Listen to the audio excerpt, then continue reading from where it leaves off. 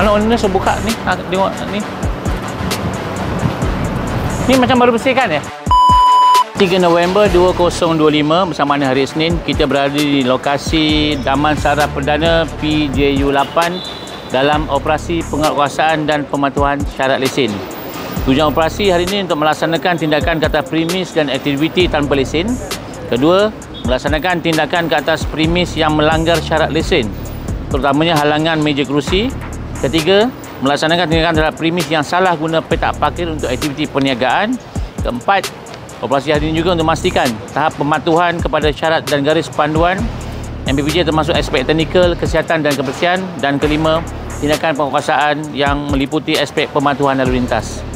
Sepanjang tahun 2025, aduan di tempat ini adalah sebanyak untuk trade ada 1, aduan penjaja 11, halangan tempat awam ada 6 dan trafik 75.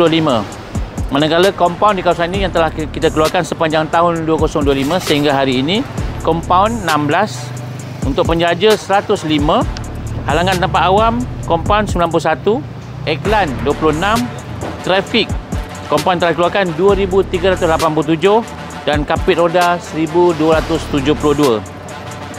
Untuk hari ini, operasi hari ini sedang berjalan dan kita telah membuat sitaan kepada 2 penjaja dan sitaan kepada 5 halangan tempat awam. Saya mohon kepada mereka yang nak berniaga, sila patuhi peraturan, dan kita tidak menghalang mana-mana pihak untuk berniaga, tapi mohon sila patuhi peraturan. Mana yang tidak peraturan, kita akan ambil tindakan di atas peraturan dan akta yang berkuasa di Majlis Bandaraya Petaling Jaya.